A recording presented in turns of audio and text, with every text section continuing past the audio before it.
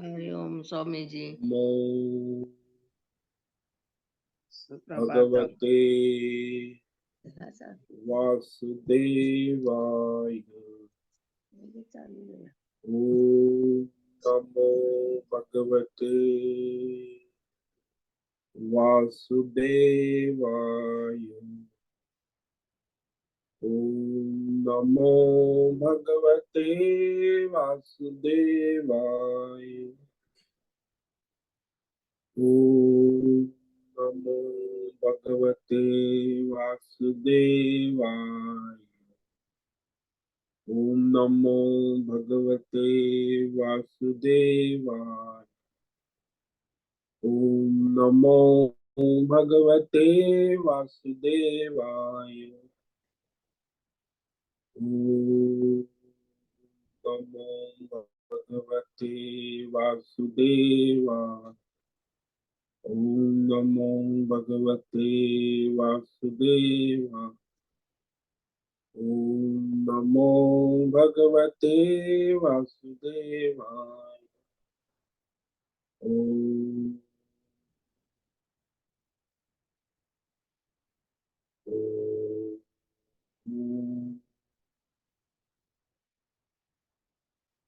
ओम श्री परमात्मने नमो नमः। ओम गंगणपतये नमो नमः। ओम सं सरस्वत्यै नमो नमः। ओम गं गुरुभ्यो नमो नमः। ओम सहनाववतु सहनौ भुनक्तु सह वीर्यं करवावहै तेजस्विनावधीतमस्तु मा विद्विषावहै। ओम शांति शांति शांति। सदाशिवसमारम्भां शंकराचार्यमध्यमाम् अस्मदाचार्यपर्यन्तां वन्दे गुरुपरम्पराम्। ओम पार्थाय प्रतिबोधितां भगवतां नारायणेन स्वयं व्यासेन ग्रथितां पुराणम् मध्ये महाभारत अद्वैतामृतवर्षिणीं भगवतीम् अष्टादशाध्यायिनीम् अम्ब त्वामनुसन्दधामि गीते भवद्वेषि वसुदेवसुतं देवं कंसचाणूरमर्दनं देवकी परमानन्दं कृष्णं वन्दे जगद्गुरुं। नमस्ते परमं ब्रह्म सच्चिदानन्दरूपाय निर्गुणाय नमस्तुभ्यं ओंकाराय नमो नमः।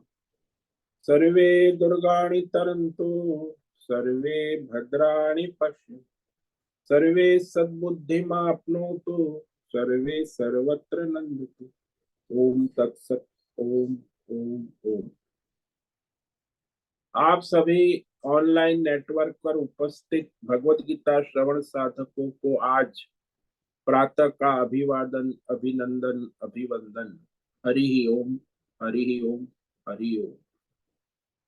हम सबको आज का यह दिव्य दिन तन मन धन जन देश काल विषय वस्तु परिस्थिति अवस्थाएं अध्यात्म भौतिक दैवी व्यष्टि समष्टि क्षेत्र सभी को अपने अपने पूर्व में अनंत जन्मों में किए हुए संचित पाप पुण्य धर्म अधर्म मिश्र कर्म के पके हुए फल स्वरूप में वर्तमान में आज सभी को अपने अपने प्रारब्ध अनुसार परमेश्वरी अचिंत्य योग माया के माध्यम से प्रसाद स्वरूप में प्राप्त हुआ है।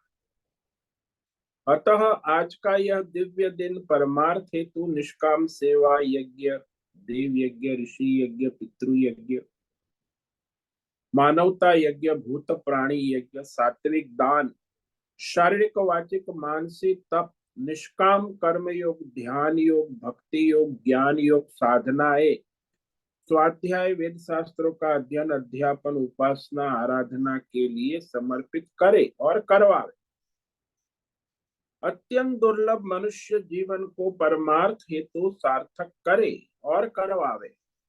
आज विक्रम संवत 2080 फाल्गुन मास कृष्ण पक्ष की 10वीं तिथि है। सायं 4:13 तक है। उसके बाद एकादशी लग जाती। आज है श्रवण नक्षत्र, रात्रि 8:10 तक है। उसके बाद धनिष्ठा नक्षत्र लग जाता। आज गुरुवार है। गुरुजनों बड़ों की आराधना, उपासना, सेवा, भक्ति का दिन है। और यहाँ ऋतु परिवर्तन हो रहा है। उधर हिमालय में केदार बद्री धाम में बर्फबारी हो रही, यहाँ बादल छाए हैं। वायु की गति 10-15 किलोमीटर प्रति घंटा चल रही है। रात्रि का न्यूनतम तापमान 18 डिग्री और दिन का अधिकतम तापमान 33 डिग्री रहा। ईस्वी सन 2024, 4 अप्रैल 2024, सुबह के 7 बजने वाले हैं। कलयुग का प्रथम चरण 5248वां वर्ष, 7वां वैवस्वत मनवंतर। श्वेत वराह कल ब्रह्मा जी का 26वां दिन और 51वां वर्ष अभी चल रहा है। तो ऐसे अनंत कोटि ब्रह्मांडीय परमेश्वरी अचिंत्य योग माया में हमारा यह एक ब्रह्मांड, इस ब्रह्मांड में ये पृथ्वी लोक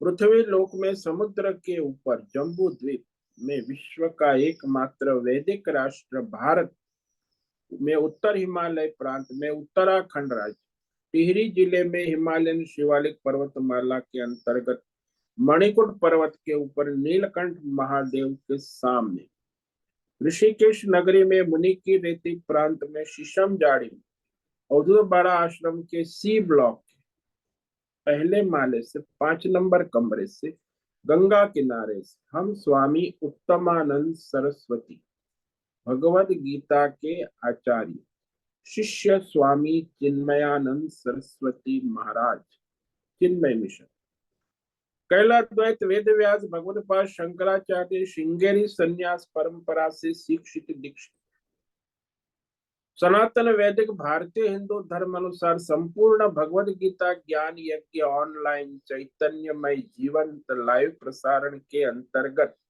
व्याख्यान माला में अध्याय 4 ज्ञान कर्म संन्यास योग के श्लोक नंबर 37 और 38 पर संस्कृत एवं हिंदी में व्याख्यान करेंगे। दिव्य पवित्र सरल व्यावहारिक सटीक पूर्ण वर्ण अक्षर पद वाक्य पंक्ति श्लोक अध्यायों की संगति संधि अन्वय शब्दार्थ वाक्यार्थ भावार्थ रहस्यार्थ के यथार्थ तात्पर्य सहित वैदिक शास्त्र वेद व्यास साहित्य शंकर भाष्य एवं परंपरागत सन्यासी आचार्यों की टीका टिप्पणी सहित आज का यह भगवद गीता व्याख्यान करेंगे। कृपया आप सभी श्रद्धा भक्ति ध्यान से परिपूर्ण होकर के यह दिव्य श्रवण साधना करें। इसमें से कुछ ग्रहण करें, कुछ धारण करें, कुछ अपने जीवन में चरितार्थ करें, उसमें निरंतरता लाए, अपनी अपनी आध्यात्मिक भौतिक दैवी अशांति द्वंद्व मोह विक्षेप और धार्मिक और शास्त्रीय भ्रम भ्रांतियों से रहित होकर के अपने अपने शरीर इंद्रिय प्राण मन वचन कर्म से एक रूप एकाग्र होकर के शुद्ध सात्विक सूक्ष्म वेद शास्त्र एवं आचार्य परंपरा अनुसार भगवत विवेक बुद्धि करे। पुनः पुनः इस व्याख्यान का श्रवण करे, मनन करे, चिंतन करे, चर्चा विचारणा करे, लेखन करे, प्रचार प्रसार करे, लिंक भेजे, ग्रुप में शेयर करे, अपना और सबका परम कल्याण करे और करवावे। ओम तत्सत। ओम ओम ओम। तो कल हमने श्रीमद् भगवद गीता अध्याय 4 ज्ञान कर्म संन्यास योग के श्लोक नंबर 37 पर व्याख्यान किया था, जिसमें भगवान ने कहा कि केवल एक ऐसा परमार्थ ज्ञान है, परमार्थ तत्व ज्ञान, ये महाअग्नि है और उस ज्ञानाग्नि में सभी संचित प्रारब्ध और आगामी सभी कर्म भस्म हो जाते हैं, लय हो जाते हैं, बाधित हो जाते। तो ये स्पष्ट हो गया कि मनुष्य के लिए सबसे श्रेष्ठ परमार्थ तत्व ज्ञान है। और उस ज्ञान की योग्यता होना भी आवश्यक। आजकल लोग ज्यादातर भौतिक ज्ञान, अध्यात्म और योग साधना और दैवी ज्ञान में लगे रहते। तो परमार्थ ज्ञान जो है वो सारे संसार के बंधनों से मुक्त होने करने वाला एकमात्र साधन है। तो ये जैसे नौका समुद्र पार कर लेती है, वैसे ही ये परमार्थ तत्व ज्ञान रूपी नौका से ये सारे संसार के सारे कर्मों को पार हो जाते, कर्म बंधन से पार उतर जाते। ये कह रहे हैं भगवान, यथै धांसी समिद्धोग्नि भस्मसात् कुरुतेर्जुन ज्ञानाग्नि सर्वकर्माणि भस्मसात् कुरुतेर्जुन। हे अर्जुन, भगवान कहते हैं, यथा समिद्ध अग्नि एधांसि भस्मसात् कुरुते, दृष्टांत देते कि जैसे अत्यंत प्रज्वलित अग्नि, प्रदीप्त, उसमें डाले हुए सभी अच्छे बुरे, गीले सूखे लकड़े को, ईंधन को भस्म कर देती है, भस्मसात, भस्ममय, राखमय कर देती। वैसे ही परमार्थ तत्व ज्ञान रूपी प्रज्वलित अग्नि संपूर्ण संचित प्रारब्ध और आगामी कर्मों को भस्मसात कर देती, यानी भगवतमय कर देती है, निर्बीज कर देती है, यानी नाम रूप उपाधि के बंधनों से मुक्त कर देती, नाम रूप उपाधि रहित कर देती। तो वैसे संचित कर्म तो भस्म हो जाते हैं, ये तो समझ में आ जाता है, क्योंकि इसमें ईंधन जो है भस्म हो गया, तो उस ईंधन की जो लकड़ी है उसकी प्रतीति नहीं होती। वैसे ही ये नाम रूप उपाधि जो है, सारे कर्म भस्म हो जाते हैं, यानी सारे संचित प्रारब्ध आगामी कर्म की व्यावहारिक प्रतीति नहीं हो। यह तात्पर्य नहीं है कि वह प्रतीति होने पर भी उसका बाद हो जाता, वह आभास मात्र है। जैसे परछाई हमें प्रतीत होती है, हमारे लिए हमारी परछाई का क्या प्रयोजन है? परछाई प्रतीत होने पर भी उसका कोई प्रयोजन नहीं रहता, बाद हो जाता है। अब मनुष्य का जो जन्म हुआ है अनंत जन्मों के संचित कर्मों से, भगवान ने ईश्वर के संकल्प से वर्तमान शरीर और संसार प्रारब्ध कर्मों से प्रारंभ हुआ है, अभी चल रहा है। तो प्रारब्ध कर्मों से ये शरीर स्थूल सूक्ष्म, ये 27 तत्व, ये प्रकृति, ये व्यष्टि समष्टि कर्म प्रारंभ हुआ है। वे प्रारब्ध कर्म प्रतिदिन सदा सर्वत्र प्रतीत होते रहेंगे। अभी भी आप प्रारब्ध देख रहे हो, क्योंकि वे प्रवृत्ति फल है ना, प्रवृत्त हो चुके हैं, फल देने में प्रवृत्त हो चुके हैं और ईश्वर के संकल्प से प्रवृत्त हुए।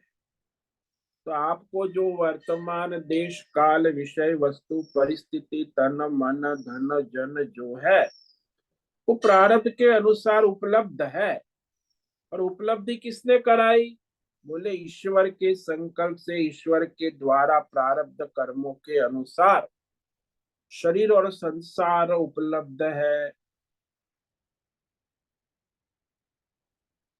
तो इस प्रारब्ध कर्मों का उपभोग से ही क्षय हो। आप कहो कि मुझे सुख भोगना है प्रारब्ध का, लेकिन दुख नहीं भोगना है, तो ऐसा नहीं होगा।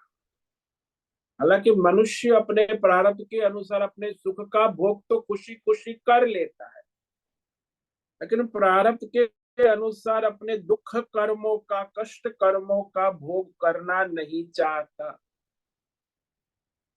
इसीलिए हॉस्पिटल के चक्कर काटता है, दुनियादारी में बहुत कुछ, कोर्ट के कच्चा चक्कर काटता है, तो वो सारा जो है वो दुख भोगना नहीं चाहता। सुख तो भोग लेता है, हाँ, thank God I am getting happiness, सुख भोग तो भोग लेता है प्रेम से, लेकिन जब कुष्ठ दुख आता है तो तुरंत तो रिएक्शन करता है, खूब लड़ाई करता, लेकिन वो दुख तो अपना भोग करके ही जाता।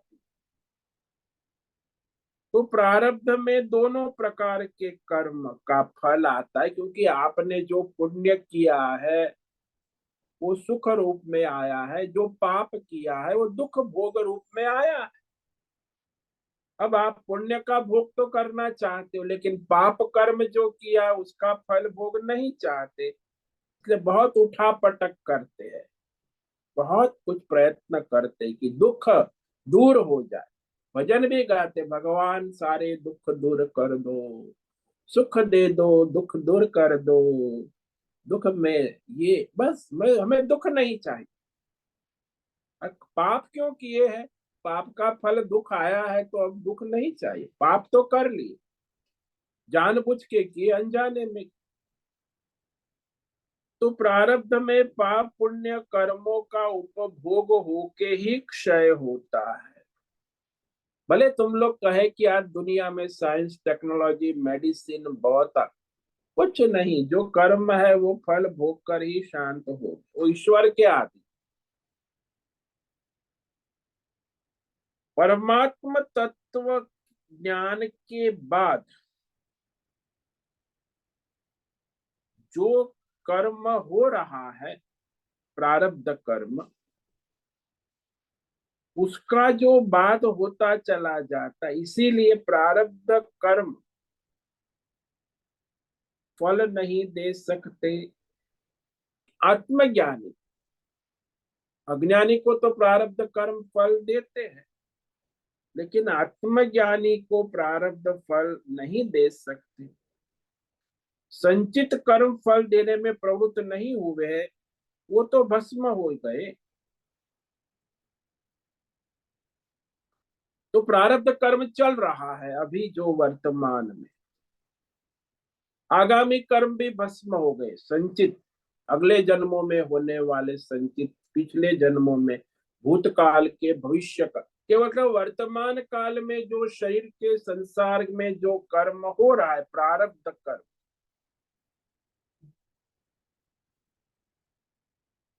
तो वह चल रहे हैं। किंतु जो मनुष्य, वह अज्ञान उसका नष्ट हो जाता है, तो अज्ञान जीव रूप से जो नष्ट हो जाता है जीव का, तो वे संचित कर्म जीव में अज्ञान के स्वरूप में स्थित थे, अतः वे अज्ञान स्वरूप से नष्ट हो जाते, आगे कर्म फल देने को समर्थ नहीं हो सकते।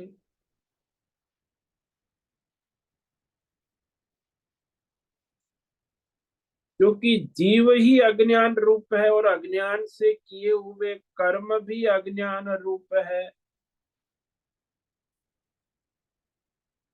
तो वे संचित कर्म अज्ञान के स्वरूप से स्थित थे, वो तो नष्ट हो गए, लेकिन प्रारब्ध कर्म सामने है। तो कहते प्रारब्ध कर्म जो है वह भी आगे फल देने के लिए समर्थ नहीं रहेंगे। परमार्थ तत्व ज्ञान रूपी अग्नि, प्रज्वलित अग्नि उसे भस्म कर। तो भगवान ने जो शब्द यहाँ कहा सर्व कर्माणि, सर्व का मतलब संचित, प्रारब्ध और आगामी सभी कर्म निर्बीज हो जाते हैं, फल के लिए निष्क्रिय हो जाते। क्योंकि भगवान ने यहाँ ये स्पष्ट इसीलिए किया, कर्माणि किया होता तो हम संचित मान लेते, प्रारब्ध तो नहीं, लेकिन प्रारब्ध भी। लेकिन जो प्रारब्ध कर्म किए जा रहे हैं, अभी हम कर रहे हैं, तो उसका होने का रहस्य क्या है? जैसे अग्नि में, अग्नि के ताप में चने को भून दिया है, भुने चने हैं, जो काले चने जो वो भुन गए। भून देने के बाद भुना हुआ चना निर्बीज कहा जाता है। वो फिर से अंकुरित या आगे पौधे को उत्पन्न नहीं कर सकता है, क्योंकि भुना चना निर्बीज हो गया। अब उसमें और कोई पौधा या और दूसरे बीज उत्पन्न होने की कोई संभावना नहीं रह सकती। इसी प्रकार से प्रारब्ध कर्म भी भुने हुए हैं, वो आगामी भावी कर्म फल उत्पन्न नहीं कर सकते हैं। तो वो प्रारब्ध कर्म स्वरूप से भुने हुए चने की तरह दिखते हैं, जो संचित से आए हैं, पूर्व में अनेक जन्मों में किए हुए जो पाप पुण्य धर्म अधर्म, वे सारे मूल स्वरूप से ही नष्ट हो जाते हैं, निर्बीज हो जाते हैं, लय हो जाते, यानी भगवतमय हो जाते। इसीलिए वर्तमान जो प्रारब्ध कर्म है, उसका फल बाधित निर्बीज हो जाता है।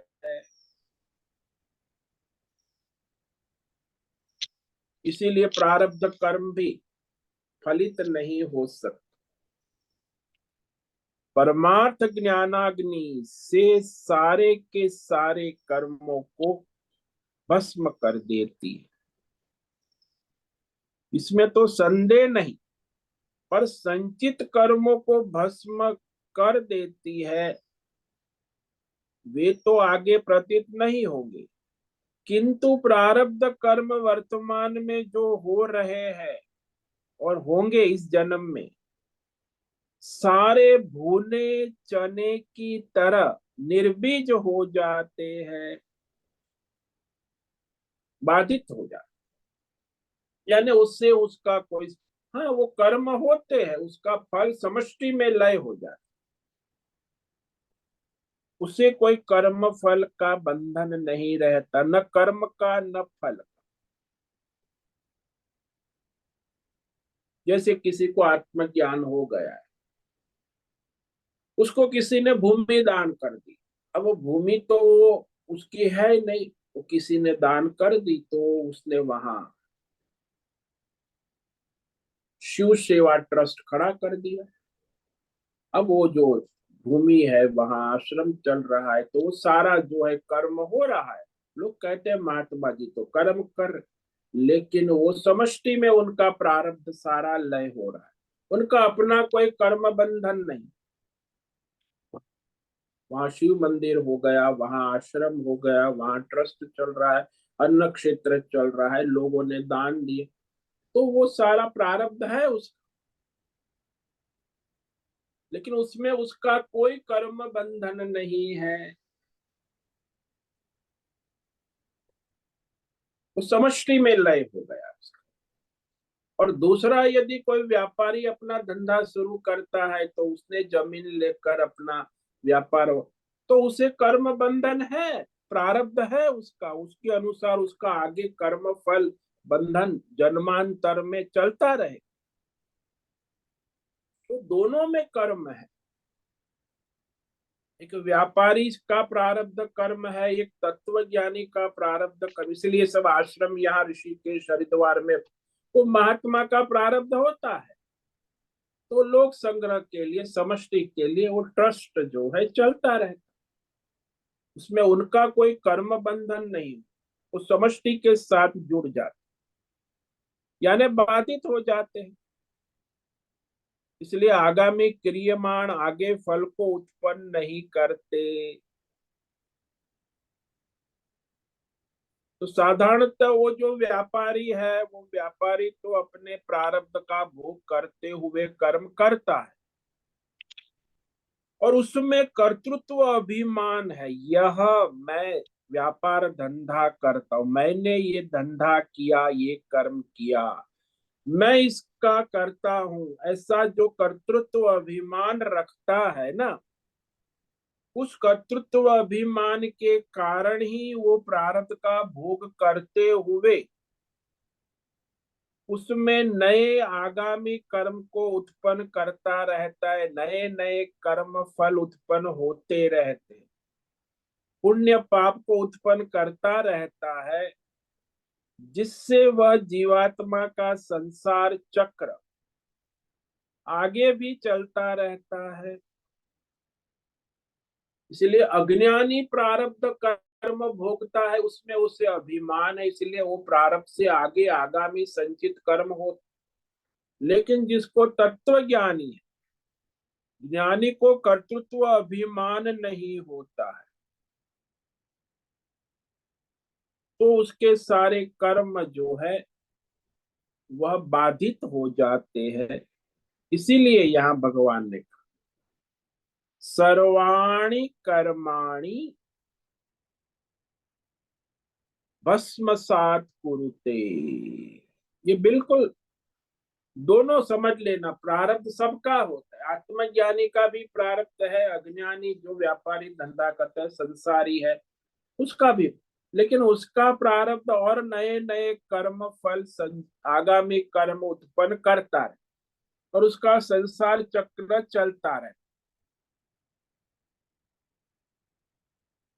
लेकिन आत्मज्ञानी का ऐसा नहीं, इसीलिए उसके लिए सर्व कर्माणि बिल्कुल भस्म हो, यानी निर्बीज हो जाते हैं, बाधित हो।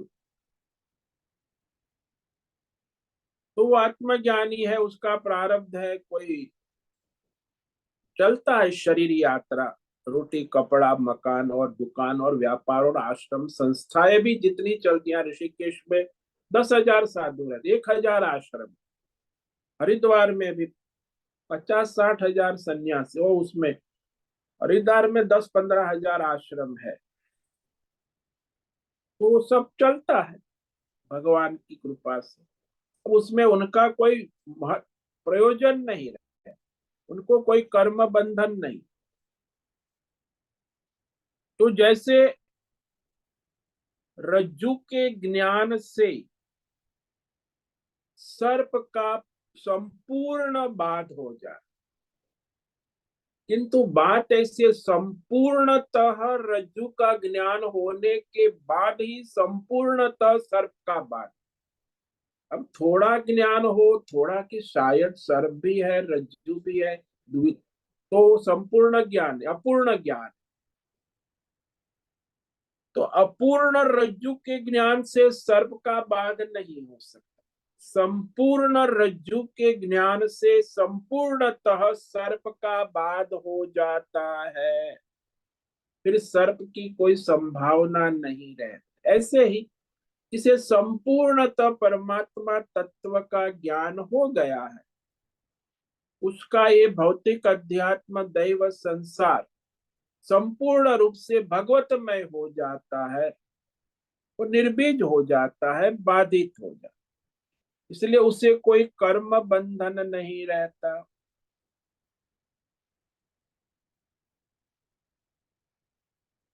तो एक ही मात्र ज्ञान है, परमार्थ तत्व ज्ञान, और दूसरा कोई नहीं। दूसरा जो भौतिक है, आजकल तो भौतिक का जमाना, अध्यात्म, योग सिद्धि, दैवी सिद्धियों का बहुत, तांत्रिक मांत्रिक बहुत चलता है। तो दूसरे कोई भौतिक अध्यात्म दैव ज्ञान से मनुष्य के सारे कर्म भस्म नहीं हो, उसका कर्म चक्र चलता रहता है। केवल परमार्थ तत्व ज्ञान से ही सारे के सारे संचित प्रारब्ध और आगामी पाप पुण्य कर्म सारे निर्बीज हो जाते हैं, बाधित हो जाते हैं, नष्ट हो जाते, यानी भगवतमय हो जाते। तो उस परमार्थ तत्व ज्ञान को सबसे पावन और पवित्र कहा जाता है। वही अब भगवान आगे के श्लोक में कहते कि इस परमार्थ तत्व ज्ञान से और कोई शुद्ध करने वाला कोई ज्ञान नहीं। इसलिए मुख्य मनुष्य का प्रयोजन ये होना चाहिए कि परमार्थ तत्व ज्ञान की प्राप्ति हो। लेकिन परमार्थ तत्व ज्ञान की प्राप्ति तो निष्काम कर्म योग, ध्यान योग, भक्ति योग, ज्ञान योग क्रम से कुछ काल के बाद सिद्ध होती है। सीधा किसी को परमार्थ तत्व ज्ञान नहीं हो, इसीलिए उसे भगवान कहते हैं कि परमार्थ तत्व ज्ञान से तो सब बात हो जाता है, लेकिन उसके लिए उसे कर्म योग सिद्धि, निष्काम कर्म योग लंबे काल तक क्रम से करना आवश्यक है। और जब वो करता है तो अपने आप उसे आत्मज्ञान कभी भी प्रकट हो सकता है। तो ये अब भगवान आगे कह रहे हैं, ये पवित्र और श्रेष्ठ है, लेकिन उसे पाने के लिए साधन तप करना आवश्यक, वो भी निष्काम कर्म योग।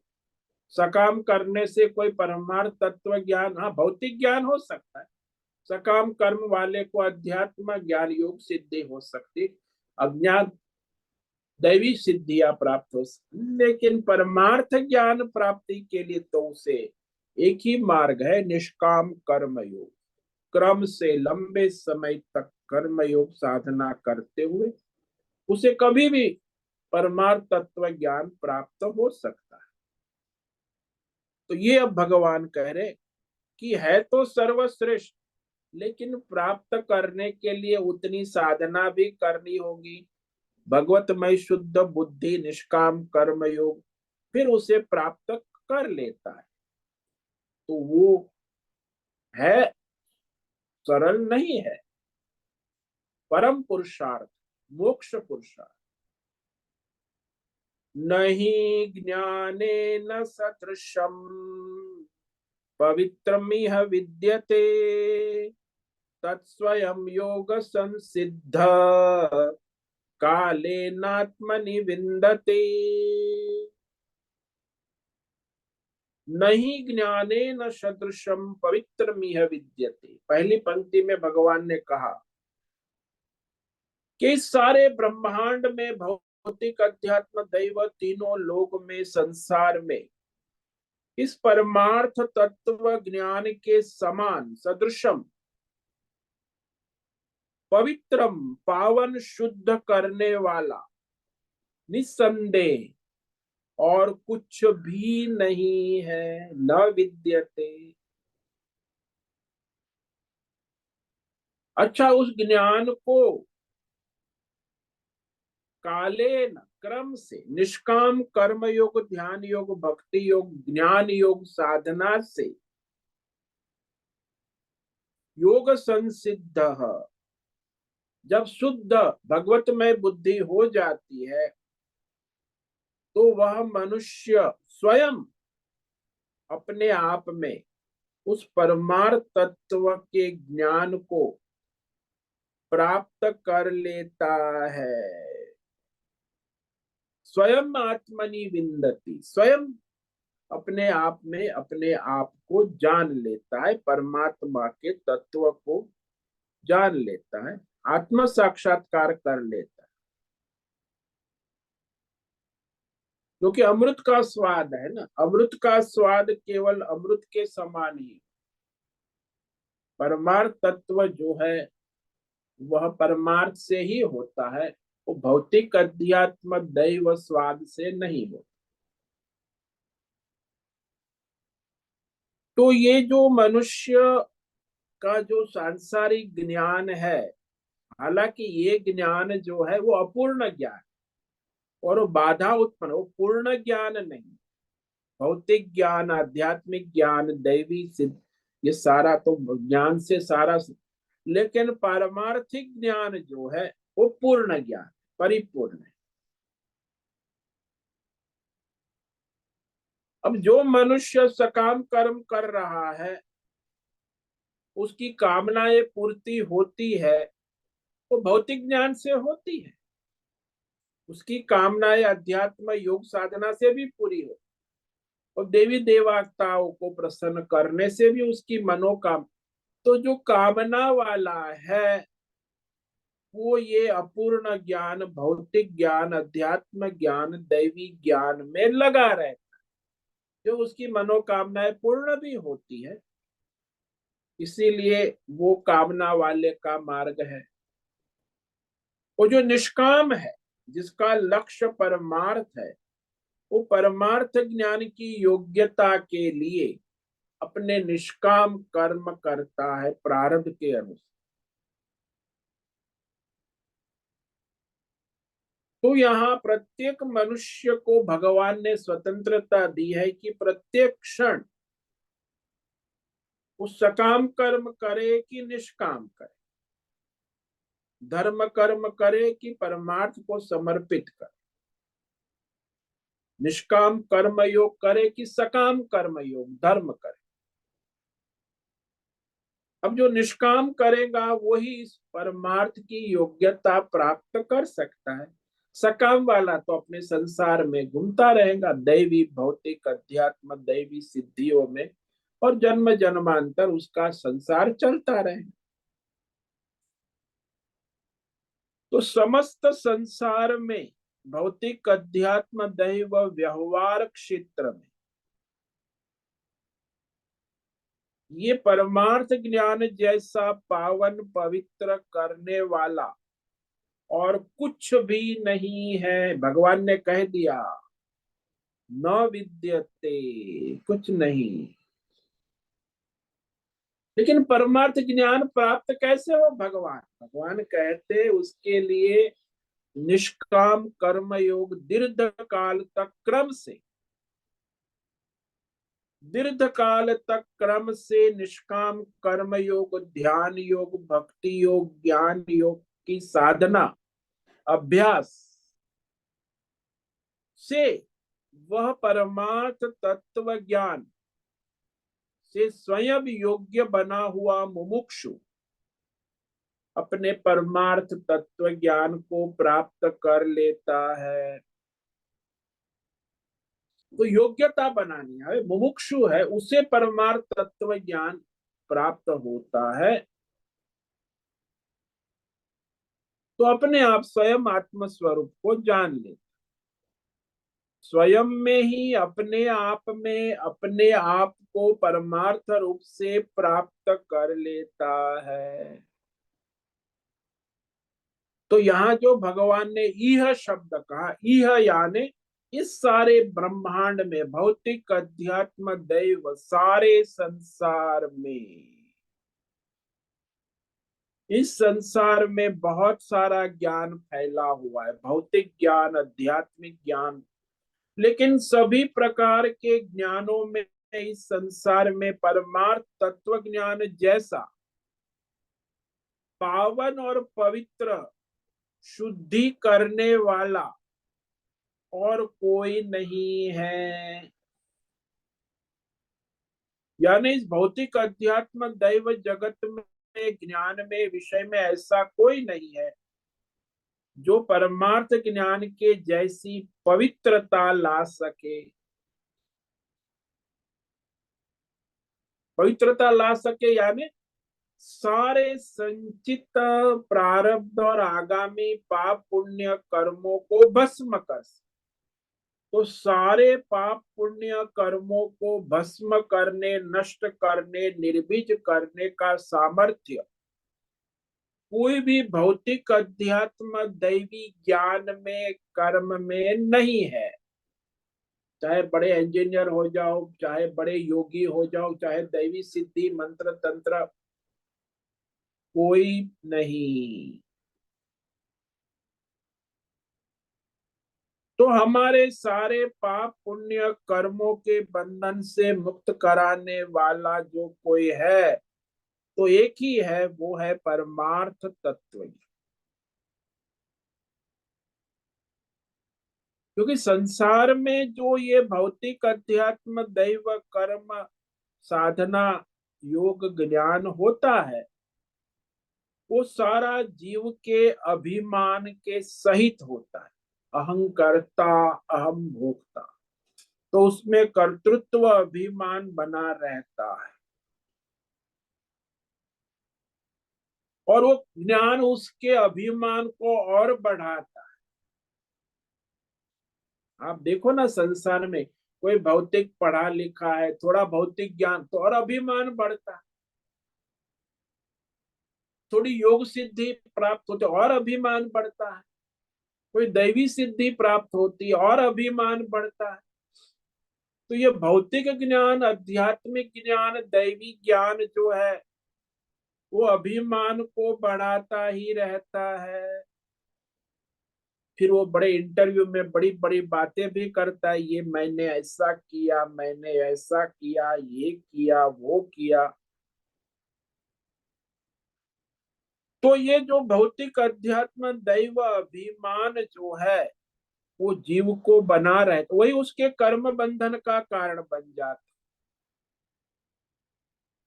तो कर्म भी उत्पन्न करता है, फल भी उत्पन्न करता है, और फिर उस माया जाल में वो घूमता रहता है।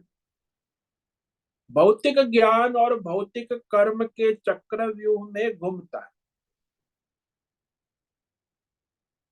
तो उसमें फिर वो फल भी मिलता है उसे, कर्म और फल का चक्र भी बना रहता है। तो इस तरह वह वर्तमान शरीर जो है, उसके स्थूल भौतिक शरीर से लेके सूक्ष्म शरीर तक, ये 27 तत्वों में वो जीवात्मा को अहंकार वृत्ति बनी रहती है। मैंने ये किया, मैंने वो किया, मैं ये करूंगा, मैंने ये किया था, ये मैं कर रहा हूं। तो अहंकार की वृत्ति भूतकाल के कर्मों में भी बनी रहेगी, वर्तमान के कर्मों में भी, और भविष्य में भी यह करूंगा, वो करूंगा। तो भविष्य में भी अहंकार वृत्ति। ये प्रकृति 27 तत्वों तक सीमित है ना। तो 27 तत्वों के द्वारा भौतिक अध्यात्म दैव कर्म ज्ञान के विषय में वो घूमता रहेगा। क्योंकि ये प्रकृति परस्पर कर्म करती है, फल भोगती है। भगवान ने भी कहा ना, प्रकृति प्रकृति का कर्म करती है, भोगती है। आत्मा तो कई कर्म फल के बंधन में आता नहीं। तो अज्ञान है, तो वो अज्ञान में उसकी आत्मा और इस प्रकृति की मिलावट हो गई है। प्रकृति के 27 तत्व और आत्मा की मिलावट होकर वो जीवात्मा बन गए। जीव और आत्मा दोनों साथ में है, लेकिन जीव है वो 27 तत्व का है, और आत्मा है वो सच्चिदानंद परमात्मा। अब जीव और आत्मा दोनों मिलकर वो जीवात्मा बन गया है। और जब तक जीवात्मा है, तो कर्म चेष्टा करता रहेगा। अज्ञान से ही लगता है कि मैं जीवात्मा हूँ, मैं जीव हूँ, मैं ये प्रकृति शरीर वाला हूँ, मैं करता हूँ, मैं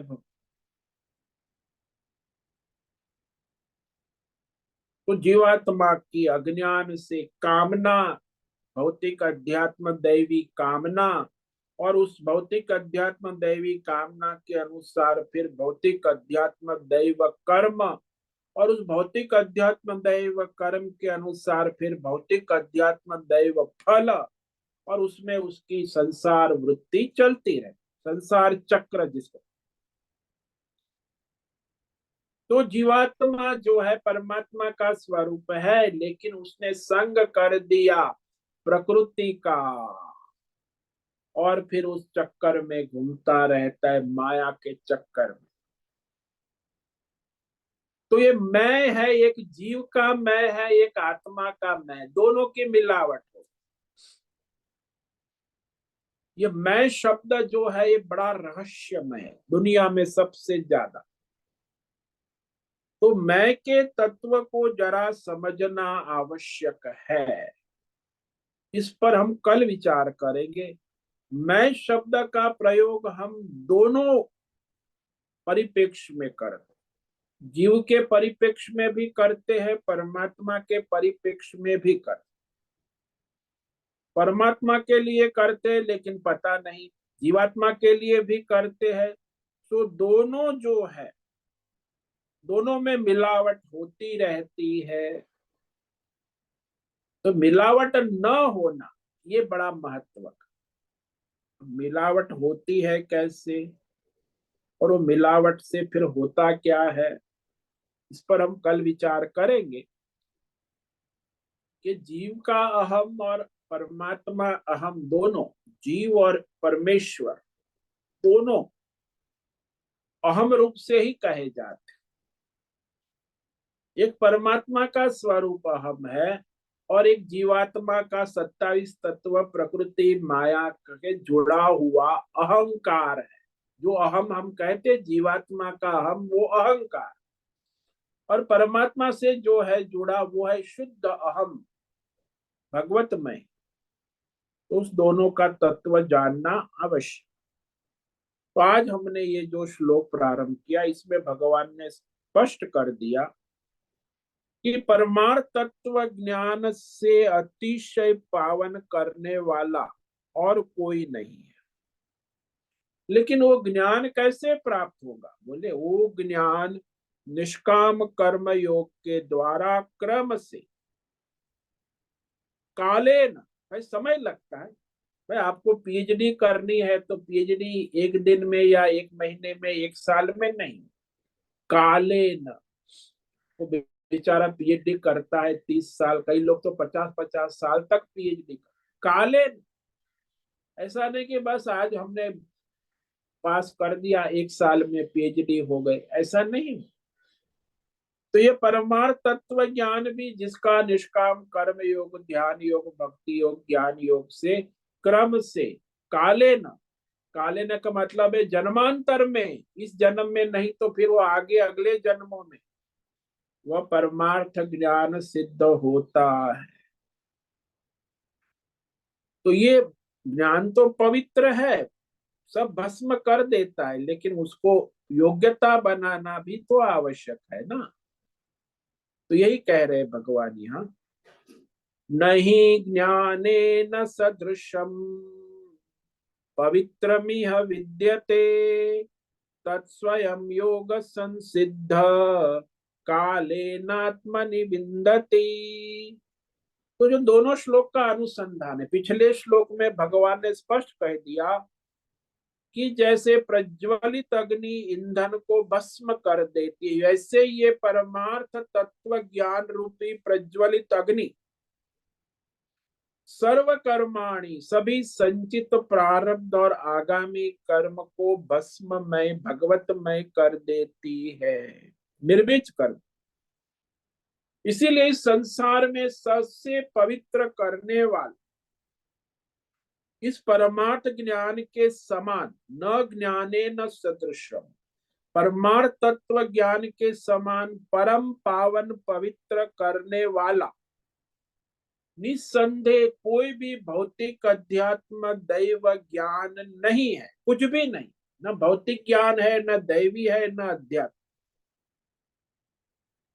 केवल परमार्थ ज्ञान जो है उसी को प्राप्त करके, वो कैसे बोले, काले न क्रम से योग संसिद्ध निष्काम कर्म योग के द्वारा, ध्यान योग, भक्ति योग, ज्ञान योग के द्वारा वह मनुष्य स्वयं अपने आप में, अपने आप के परमार्थ स्वरूप को प्राप्त करता है।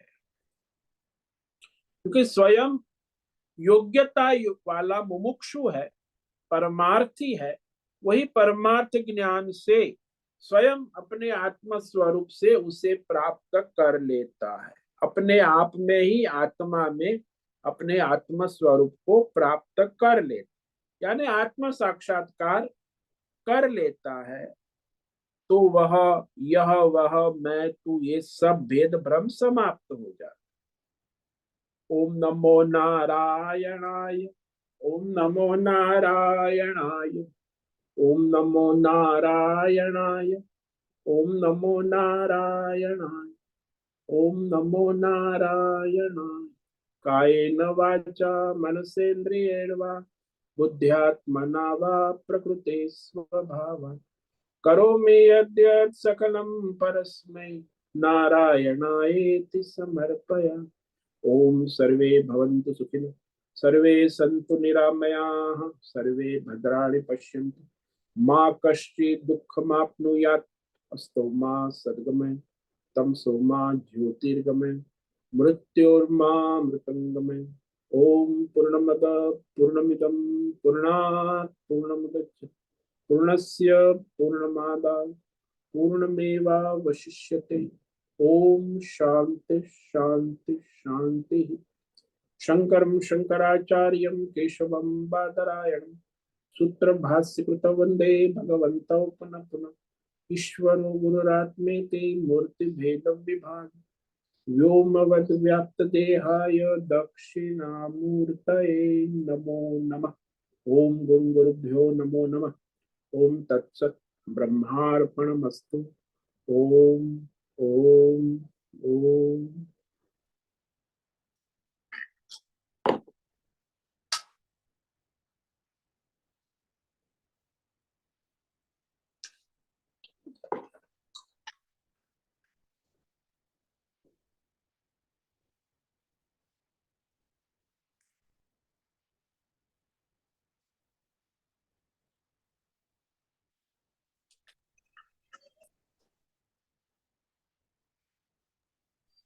हरि ओम स्वामी जी। व्योम बोलो बद्रेश।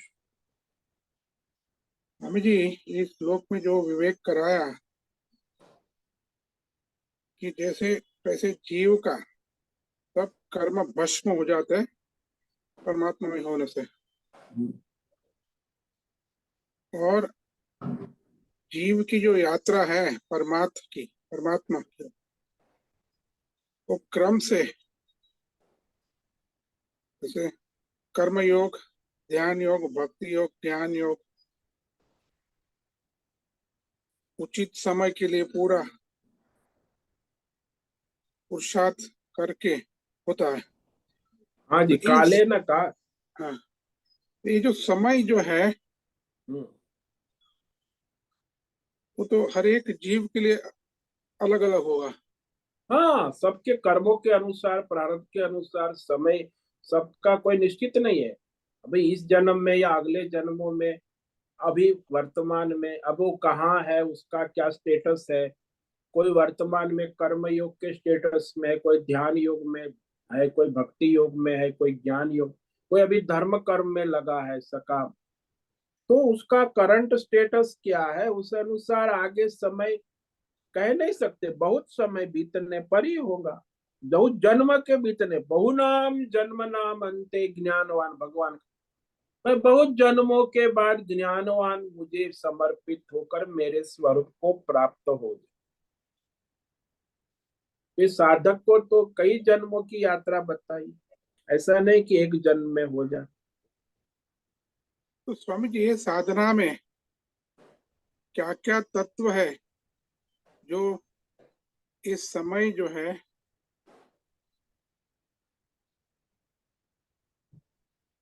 उसको बाद में समय को कम करता है। उसमें क्या क्या साधक जो है तत्वों को ख्याल कर सकता है जहाँ वो अपना समय जो है। हाँ, उसमें उसको ये स्वतंत्रता है, जितना वो निष्काम अहंकार रहित ईश्वर समर्पित साधना करेगा उस समय उसका स्पीड अप हो जाएगा। उसमें फिर मिक्स होता है ना, सकाम निष्काम साधनाएं होती है। तो जितना जितना निष्काम करेगा उतना उसका स्पीड अप होगा। और सकाम निष्काम मिक्स करेगा तो उसकी स्पीड कम हो जाएगी, सकाम करेगा तो और भी कम हो जाएगी।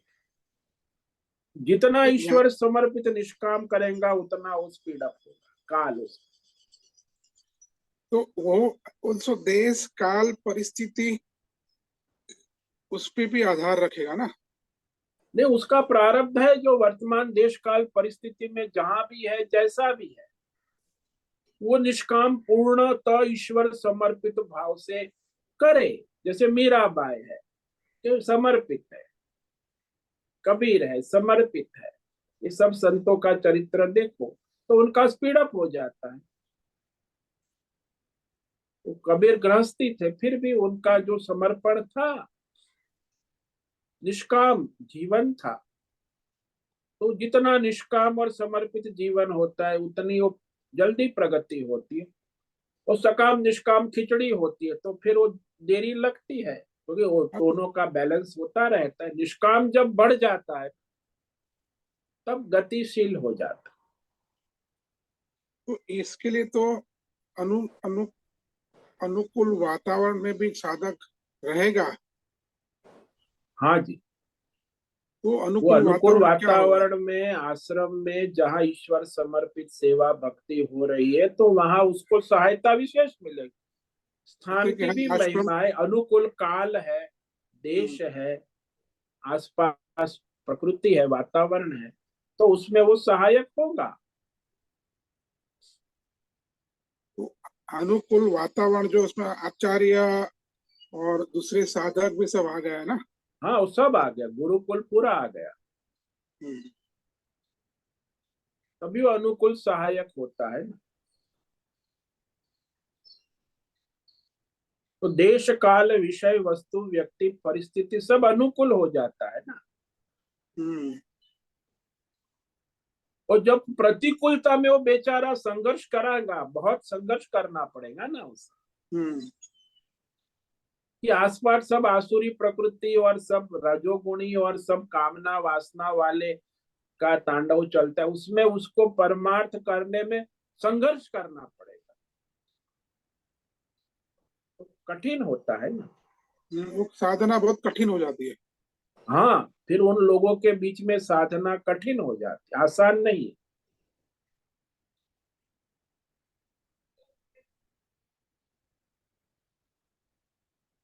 वो तो क्योंकि जैसा मनुष्य को वातावरण अनुकूल मिलता है, जैसे मनुष्य बहुत बीमार है, अभी मानो रात को सो रहा है, हार्ट अटैक हो गया, तो एकदम उसको क्या वो लोकल डॉक्टर या घर की दवाई काम करेंगे, उसे डायरेक्ट हॉस्पिटल आईसीयू में भर्ती करते हैं। तो आईसीयू में भर्ती करने से फिर वो जो उसका वेंटिलेटर और उसका आईसीयू उसे सपोर्ट करता है, तो उसकी बचने की संभावना है।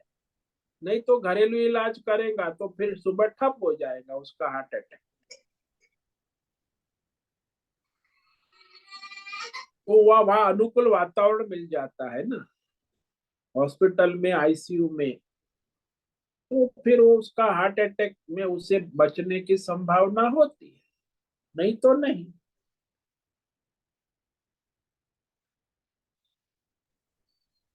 कि साधना में साधक को वातावरण प्रति भी बहुत ही उचित ध्यान देना आवश्यक है।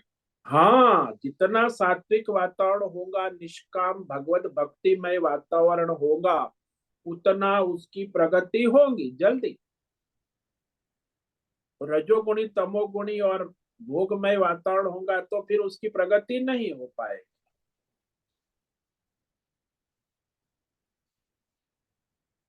तो देश काल परिस्थिति विषय वस्तु व्यक्ति सबका प्रभाव, सात्विकता जितनी बढ़ेगी उतना उसका प्रभाव बढ़ेगा। और वो तो वही है ना, सत्व गुण उसको बढ़ाएगा, रजोगुण उसे गिराएगा, तमोगुण उसे और गिराएगा। तो जैसा उसका जो रजोगुण तमोगुणात्मक खेल है ना, यदि वो सत्व गुण का अभ्यास करता है तो उसकी प्रगति होगी। तो सत्व गुण रजोगुण मिक्स खिचड़ी पकाते हैं तो फिर प्रगति धीमी हो जाएगी। और तमोगुण का करता है तो और भी प्रगति धीमी हो जाएगी। जितना दृढ़ता से निष्ठा से सत्व और तत्व परमार्थ करेगा उतना उसकी प्रगति जल्दी होगी।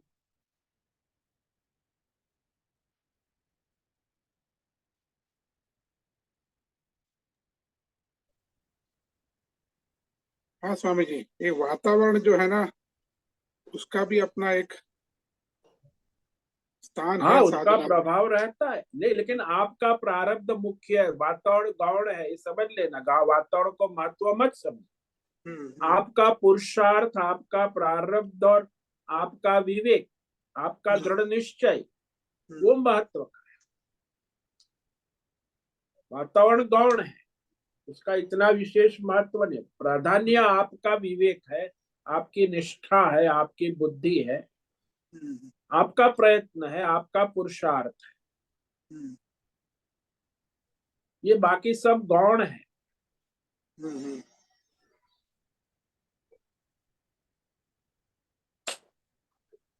इसलिए लोग कहते रहे भाई ये ईश्वर कृपा होगी, देव कृपा होगी, गुरु की कृपा होगी। ये सब कृपा तो है, वो गौण है।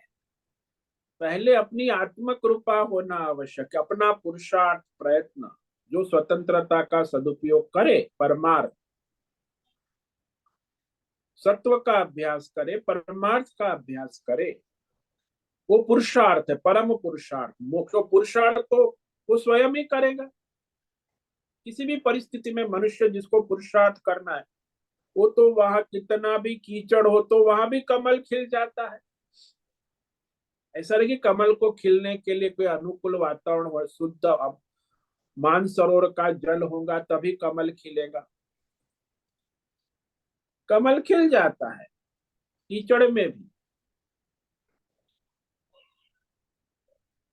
तो सब बाकी सब गौण है। अपना जो पुरुषार्थ है, स्वयं का संकल्प है, बुद्धि का विवेक है, और उस तरह अपने स्वयं ही उद्धरेद आत्मन आत्मानम, आत्मा ही आप ही अपने मित्र हो, आप ही अपने शत्रु हो। यदि आप अपना उद्धार नहीं करते तो कोई भी अनुकूल वातावरण आपका कुछ नहीं कर सकता। वो सब गौण है ना।